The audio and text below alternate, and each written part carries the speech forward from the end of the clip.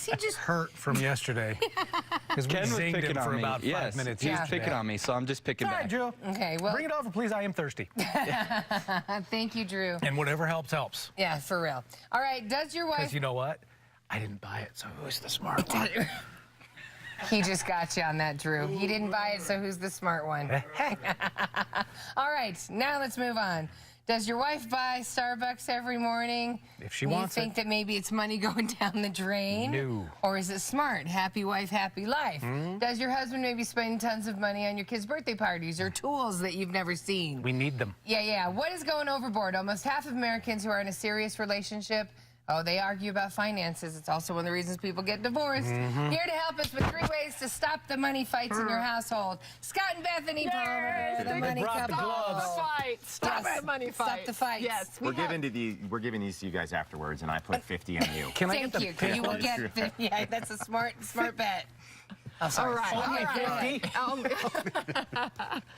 All right, so we have 3 T's, actually, to share with you today of ways to stop the money fights. All right, so the first T is transparency. See, I thought it would be tapping out. You're like, you know what? You babe, whoever's your bride, I'm done. You're good, I'm tapping out. All right, by transparency, what we mean actually is just being real, that you do have money fights. And that's really, really important. Great example that we had one like this week.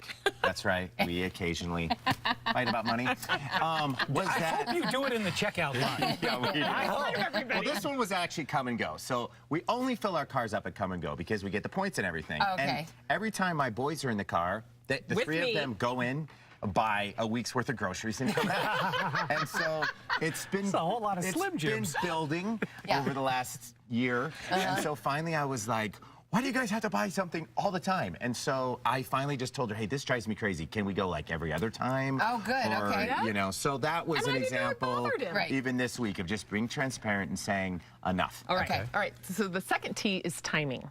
All right. I've learned that you don't talk to Scott about money 8:30 in the morning or 8:30 at night. True. So not first thing in the morning when he's trying to get ready, and then at night when he's tired.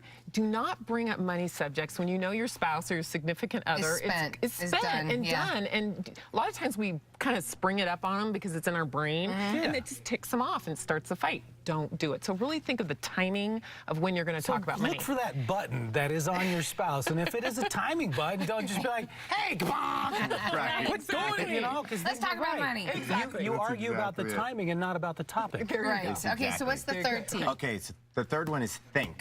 So my 14-year-old comes to the garage door and he's mad. And he's mad at me because of something that I was basically making him do. And he was like, Dad, and I was like, think before you speak. Oh, nice. So he because I was going to level him. So he walks out the garage. And I thought to myself, that's a mechanism that we need to have too. Yes. Before we just jump in, before we just get mad, before we just go, what are you doing with money? What are you thinking? I was looking at you, but I wasn't actually saying that on my television. Okay. We have to. Did you see that, Lisa? You have to think. I think he's not supposed to ask those questions and say it while they're on the air. That's part of her timing. That's right. That's why I have gloves. I'm probably going to run off You stage. better think but about you got to this. think before Give you your speak. example. You have a great example. Well, now I got thrown off because the of window. the window. So we had a golf ball come through a double pane window a couple weeks ago at our house. And so Super I expensive. started doing all of these quotes because it's a huge window. And so I had them out, but one of them says paid on the bottom, even though I didn't do it. So I had these laid out on the table. Beth comes home and she thinks that I've already gone and bought and paid it, and we never even talked about it. So she was kind enough to wait until I got home, because if she would have called me at work and been like, what were you thinking paying this without talking to me? Right. I'd have been like, really, right now? No, I didn't. We'll talk about it when I get home. And then the fights happened. That would have been a great example of a fight that we might have had. Right. But because she was cool about it and was just got home and said, what's this? And I said, no, that's not paid. Here's the 3 quotes. Okay. Fight was diverted. Yes. And things didn't have to come Little out. things that you can do when you're communicating with your spouse. Absolutely. All right. Exactly. For Scott and Bethany, they have a great assessment on their website. You can discover your money personalities. Are you a saver or a spender? And pick up a copy of their book as well. They even have a book that helps you with your kids communicating how to do money with your kids. Go to themoneycouple.com for more info, and I love you guys. Thank you. Thanks. All right, And are we those ready to gloves go? are unused. Yeah, give me those. You only put The gloves are $50 on her. Hey, You want coming up. Black or pink ones? Just whatever. All right. Pink. For your next summer road trip, don't forget to got pack some small food that'll hands. keep you healthy and energized as well. Linda, my favorite lady from Weight Watchers, is here with a few recipes that you can take on your travels. Ken. Oh.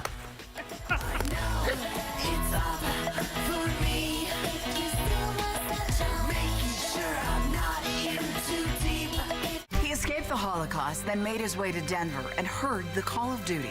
Peter Homburger wanted to give back to the country that was keeping him safe. So he served in the Army during the Korean War. And because of this, he is Fox 31's Serving Those Who Serve Hero of the Month. These crispy tenders are so flavorful and crispy. Flispy. It's this thing I do where I combine two words to make a cooler word. I also came up with Labradoodle. You had a Labrador who could draw? Get the new $3.99 Crispy Tender Dinner and try order ahead to get happy hour anytime. I was just traveling down the highway, headed back to my hotel room whenever an 18-wheeler T-boned me.